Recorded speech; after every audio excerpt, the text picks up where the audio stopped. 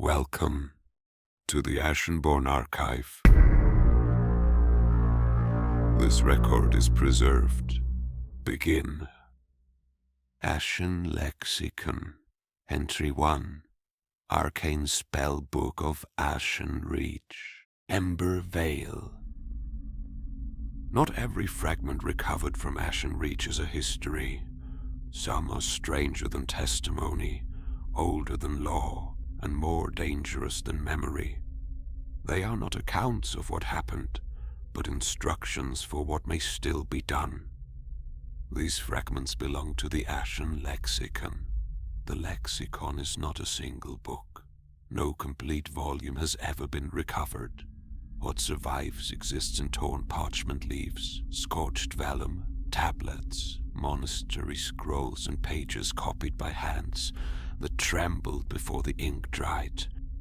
Some entries describe spells, others resemble prayers, battlefield rites, diagrams, or warnings disguised as doctrine. To read from the lexicon is to study the hidden grammar of AshenReach, how power is shaped, borrowed, paid for, and survived. The archive does not present these excerpts as instruction, it presents them as evidence. Every spell preserved in the lexicon carries a cost, and most were written by cultures desperate enough to pay it. The first recovered excerpt concerns EmberVeil, a rite associated with the fire monks and forgers of Kurogane. In common speech, EmberVeil is often mistaken for a flame spell that is inaccurate. Flame is only the visible symptom. The true work occurs within the caster. When invoked, the spell draws heat through breath, blood, and will, wrapping the body in a thin mantle of ember smoke. Witnesses describe the veil as a second skin of orange light clinging to armor seams, fingertips, weapon edges, and the mouth of the caster. It does not burn outward at first. It gathers, then fear dissolves. Not fades, not softens, dissolves.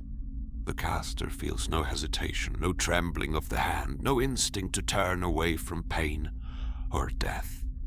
Doubt is sealed beneath the veil. Panic is smothered.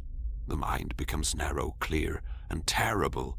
Every motion sharpens, every wound becomes distant, every heartbeat sounds like a hammer striking iron beneath the ribs.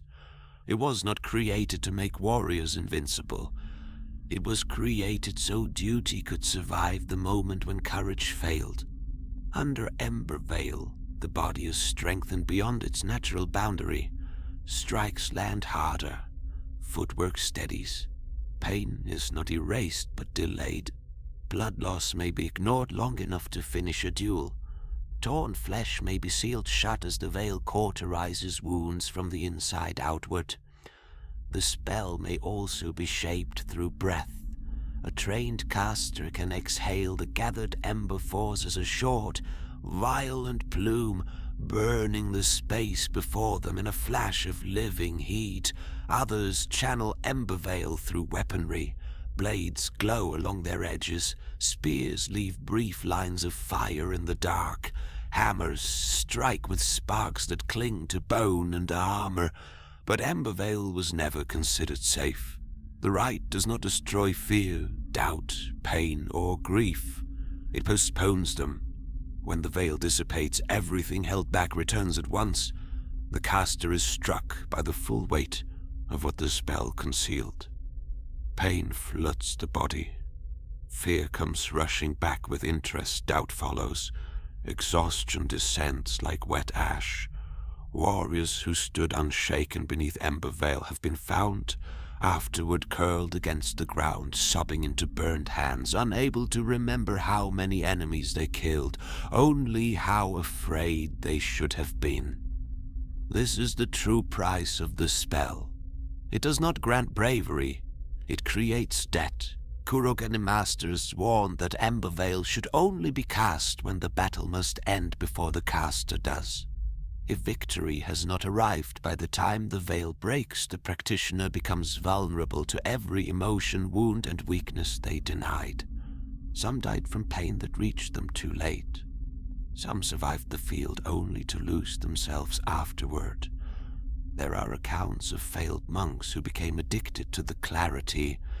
They sought EmberVeil not for battle, but to escape ordinary fear, sadness, and doubt.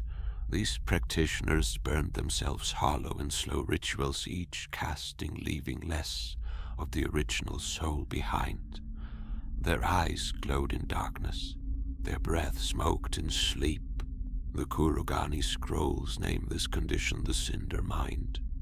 In later centuries, variations of EmberVeil spread beyond Kurogane.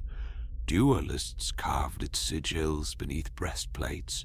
Exiled knights painted ember glyphs across their tongues. Grave wardens invoked it before crypts where fear itself was said to hunt in the dark. Yet all surviving traditions agree on one warning. EmberVeil must never be cast in arrogance. The spell strengthens resolve, but it does not create wisdom. A coward may survive through it. A grieving soldier may finish one last task through it. A doomed guardian may hold a gate long enough for others to flee. But a proud caster will burn cleanly and call the flames blessing. When the veil lifts, the caster must meet everything they delayed.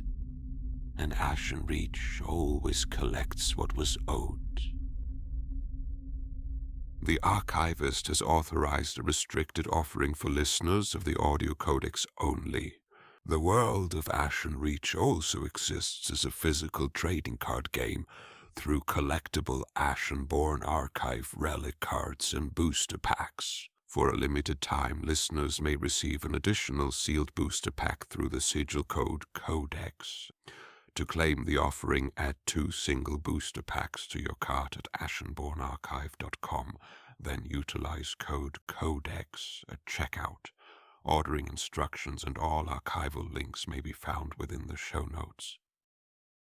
The archive remains under excavation. Its fragments exist not only within this audio codex, they have taken physical form as a collectible Soulslike trading card game, carried, exchanged, and engaged in ritual duel beyond this place. Those who would hold the relic fragment cards may seek them at AshenborneArchive.com. The archive's presence endures across the outer channels. Seek the social archives listed in the show notes. Follow if you would continue, or remain and forget.